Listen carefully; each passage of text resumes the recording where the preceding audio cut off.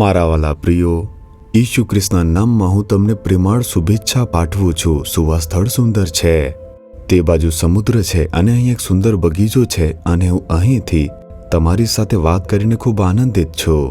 અને આજે છે મલેશિયાની અંદર સારાવાક નામનું એક રાજ્ય છે. આ મલેશિયાના ભાગને પૂર્વ મલેશિયા એમ કહેવામાં આવે છે, ઈસ્ટ મલેશિયા.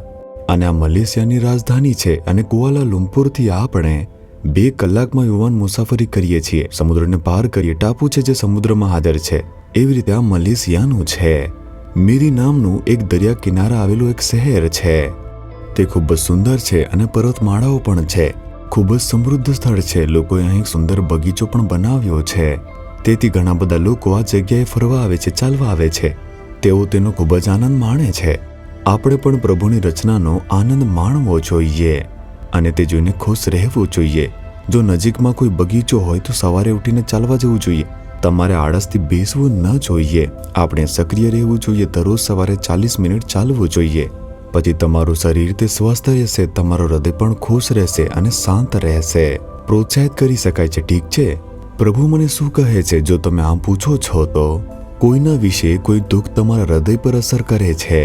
તમારા ઘરમાં કે પછી ઓફિસમાં અથવા પડોશમાં, કેટલાક માટે તમારા ચર્ચમાં તમે ગુસ્સો છો, હું બદલો લેવા માંગુ છું.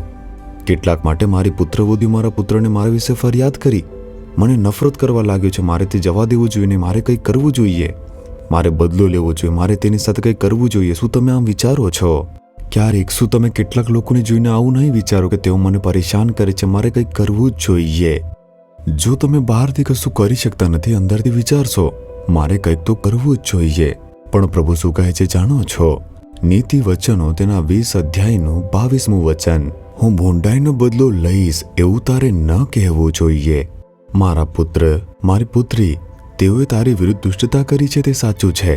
તેઓ જૂઠું બોલી રહ્યા છે અને તમને દુઃખ પહોંચાડી રહ્યા છે, તમારી ટીકા કરી રહ્યા છે, દુષ્ટતા કરી રહ્યા છે, તમારી શાંતિને, આનંદને અસર કરી રહ્યા છે.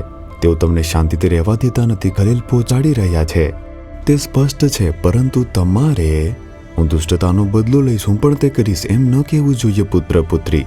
આમ પ્રભુ કહે છે. જો પૂછો કે બીજું શું કરવું જોઈએ, પ્રભુ કહે છે કે યહોવાની રાહ જોજે, તે તને ઉગારી લેશે. ધીરજથી રાહ જુઓ. જે તમને ઠપકો આપે છે તેમને એમ કરવા દો. તમારો અપમાન કરે છે કરવા દો. જે ફરિયાદ કરે છે કરવા દો. જે ખોટી વાતો કરીને વિરુદ્ધમાં ઉશ્કેરે છે તેમને એમ કરવા દો. પરંતુ દુષ્ટતાનો બદલો લેવાનું વિચારશો નહીં. તમે જુઓ, મારી સેવાની યાત્રાની અંદર મેં પ્રભુની સેવા કરવા માટે પોતાને સમર્પિત કર્યું અને તે કર્યાને 50 વર્ષ થઈ ગયા છે અને મેં ઘણી બધી દુષ્ટતાનો સામનો કર્યો છે. ખોટા આરોપો, ખોટા શબ્દો, ઘણું બધું મને કહેવામાં આવ્યું. મારા પરિવારોને ઘણું બધું કહેવામાં આવ્યું અને મને દુઃખ થયું. મેં ઘણી બાબતનો સામનો કર્યો. જે મારી સાથે હતા તેમની તરફથી દુઃખ આવ્યું. જેમને હું જાણતો નથી તેમના તરફથી આવ્યું. કોઈ સંબંધ જ નથી, તેઓ મારી વિરુદ્ધ દુષ્ટતા કરતા. મેં આ બધું જોયું છે. સંસારિક જીવન છે. દુષ્ટ હૃદયવાળા લોકો. જો આપણે ખુશ હોઈએ તો લોકોને તે ગમશે નહીં.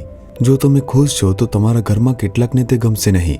તેઓ ઈર્ષ્યા કરશે, તમારા આનંદને અસર કરવા પ્રયત્ન કરશે અને દુષ્ટ કાર્યો કરશે. જો તમને તમારા કાર્યાલયમાં બઢતી આપવામાં આવશે, કેટલાકને ગમશે નહીં. તેઓ તમારી સાથે સારી રીતે વાત કરશે નહીં. તેઓ તમને શુભેચ્છા પાઠવશે, શુભ સવાર કહેશે, પણ તે ખાડો ખોદતા રહેશે, તમારા વિરુદ્ધ કાર્ય કરતા રહેશે.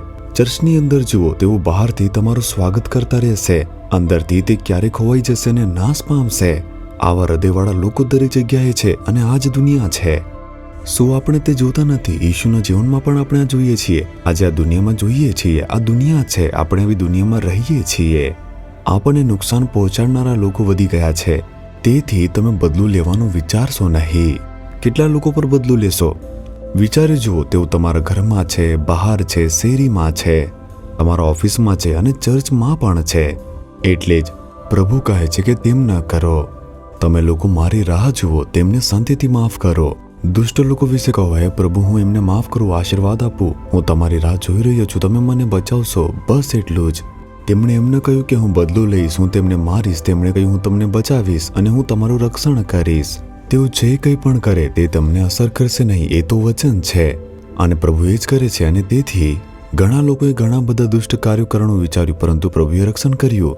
નલુમાવાડીમાંથી બહાર કાઢવાનો પ્રયાસ કર્યો, બરબાદ કરવાનો પ્રયાસ કર્યો હતો. તેઓએ કહ્યું સેવા કાર્યને બંધ કરી નાખશું, પરંતુ કરી શક્યા નહીં. પ્રભુએ અમારું રક્ષણ કર્યું, તે રક્ષણ કરે છે, માર્ગદર્શન આપે છે. આપણે તેમના પ્રત્યે ગુસ્સે કેમ થવું જોઈએ? આપણે બદલા લેવાનું કેમ વિચારવું જોઈએ? ઈસુ ખ્રિસ્ત જેવા સારા હૃદયથી આપણે કહેવું જોઈએ, પ્રભુ તેમને આશીર્વાદ આપો, તેમનું સારું થવા દો. જો મારા વિરુદ્ધ દુષ્ટતા કરવામાં આનંદ મળતો હોય તો કરવા દો, તેમને ખુશ થવા દો. તેમને ઈશુમાં રહેવાનો તો આનંદ મળતો જ નથી. જો તેઓ વિરુદ્ધ દુષ્ટતા કરીને થોડો સમય જીવનનો આનંદ માણે છે તો તેમને ખુશ રહેવા દો. આવી રીતે તમે વિચારી જુઓ. હે પ્રભુ, તેમને આશીર્વાદ આપો. આમ કહો. એટલે તમારે આવું ન વિચારવું કે મારે બદલો લેવો જોઈએ, મારે તેમને જવા દેવું જોઈએ જ નહીં. આવું ન વિચારો. શાંત રહો, ધીરજ રાખો અને તેમને માફ કરો. તમારા હૃદયમાં તેમને માફ કરો. પ્રભુની રાહ જુઓ. હે પ્રભુ, તમે તેનું ધ્યાન રાખો. હું તમને પ્રેમ કરું છું, હું તમારી રાહ જુઓ છું અને પછી તે તમને બચાવશે. તેઓ જે કહેશે તેવું થશે નહીં. તેઓ જે કંઈ પણ થશે તે પ્રભુ થવા દેશે નહીં. પરમેશ્વર તમને બચાવીને રાખવાના છે. તે આપણને નાશ કરી શકતા નથી, અલગ કરી શકતા નથી. ડરશો નહીં. તેથી ધીરજ રાખો અને શાંત રહો. આજે પ્રભુને કહો કે મને કોઈનાથી દુઃખ થાય છે. શું તમે ગુસ્સાથી વિચારો છો કે મારે કંઈ કરવું જોઈએ? આજે તેને તમારા હૃદયમાંથી કાઢી નાખો. ઠીક છે? જો તેને તમારા હૃદયમાંથી કાઢી નાખશો ત્યાર પછી તમે ખુશ થઈ શકશો. આ તો ઈશુએ આપણને શીખવ્યું છે કે જીવવું છે. શું આપણે તેમના પગલે ચાલવું ન જોઈએ? અને એ જ ખ્રિસ્તી જીવન છે. કેવળ વચન વાંચવું, પ્રાર્થના કરવું, ચર્ચમાં જવું, દાન આપવું, એટલું જ નહીં. તમારે તેના પગલે ચાલવું જોઈએ, તેમની સાથે ચાલવું જોઈએ. તે ખ્રિસ્તી જીવન છે. શું તમે આજે પ્રતિબદ્ધ કરશો? હે પ્રભુ, મારે તમારા પગલે ચાલવું જોઈએ. પ્રભુ, મારે ગુસ્સે થઈને કોઈના પર બદલો લેવાનો વિચાર ન કરવો જોઈએ. જેઓ નુકસાન કરે છે, મને દુઃખ પહોંચાડે છે, તેઓ મારી આસપાસ છે. હું તેમને પૂરા દિલથી માફ કરું છું. હું તેમને આશીર્વાદ આપું છું. તેઓને ખુશ રહેવા દો અને સ્વસ્થ રહેવા દો. મારે ગુસ્સે થવું જોઈએ નહીં, મારે ક્રોધિત થવું જોઈએ નહીં, મારે બદલું લેવું જોઈએ નહીં. મને વિચાર ના આવે. હું તમારી રાહ જોઉં અને તમે મારું રક્ષણ કરો. હું વિશ્વાસ કરું છું. ઈશુના નામમાં. Amen, amen.